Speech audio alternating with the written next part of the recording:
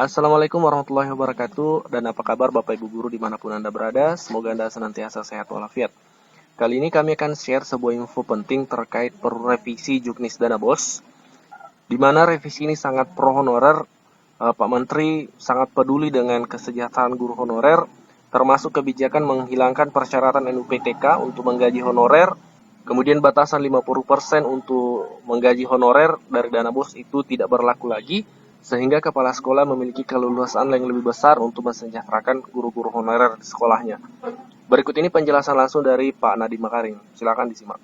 Untuk hari ini adalah karena banyaknya seperti yang waktu kita press conference kemarin, karena ada berbagai macam kondisi yang sudah berubah dengan COVID-19 ini, di mana kebutuhan pembelajaran daring atau online itu menjadi lebih besar, dan juga ada berbagai macam kondisi ekonomi yang sudah lebih mendesak bagi banyak sekali teman-teman kita seperti guru honorer maupun juga kebutuhan data atau kuota daripada murid-murid dan orang tua yang ingin belajar daring, maka kita melakukan revisi permen kita dan ada beberapa hal yang akan kita share. Ini saya saja yang share screen-nya, nggak apa-apa. Oh, sudah, oke. Ya, bisa ke screen yang sebelumnya. Ya, terima kasih. Jadinya pertama kita akan membicarakan apa perubahan atau peningkatan fleksibilitas penggunaan dana BOS dalam masa darurat COVID-19 ini. Ya, satu sekarang topiknya mengenai yang pembayaran honor. Ya.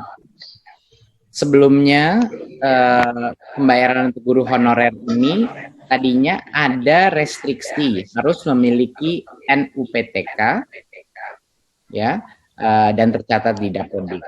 Nah, sekarang itu kita ubah selama masa darurat ini kita lepas ketentuan yang harus memiliki NUPTK, tetapi masih harus tercatat dalam Dapodik per 31 Desember 2019.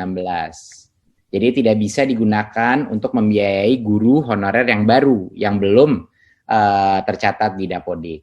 Ya, tentunya kriterianya juga walaupun NUPTK-nya sudah dilepaskan sementara ketentuan itu, tapi tetap harus guru honorer yang belum mendapatkan tunjangan profesi dan juga memenuhi beban mengajar.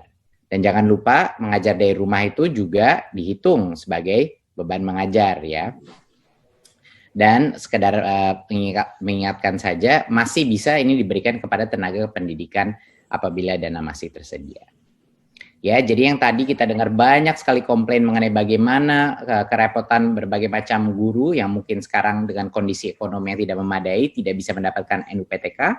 Kita lepaskan constraint ini sementara. Ya, ini sementara karena krisis ekonomi dan krisis kesehatan, dan tapi masih harus tercatat dalam Dapodik. Sekarang dana BOS bisa diberikan sebagai honor untuk guru honorer, tidak harus memiliki NUPTK sementara. Poin yang kedua adalah kemarin berdasarkan permen yang dulu, pembayaran honor itu dimaksimalkan ke 50% karena masa kondisi ekonomi kita sedang terdampak sangat negatif, kita melepaskan ketentuan ini dan memberikan kepala sekolah kebebasan untuk menggunakan apa yang dia butuhkan untuk honor guru honorer. Jadinya sudah tidak ada lagi pembatasan maksimal 50%. Ya, jadi ini kita lepas sementara sebagai constraint sehingga lebih banyak memberikan fleksibilitas bagi kepala sekolah yang merasa butuh membantu dari sisi ekonomi guru-guru honorer kita. Apalagi di daerah-daerah di mana banyak sekali guru-guru honorer yang terdampak oleh COVID-19, baik keluarganya maupun mereka juga. Jadi ini akan membantu memberikan fleksibilitas untuk memastikan bahwa ada cara untuk memastikan kesejahteraan guru-guru honorer kita selama masa krisis ini.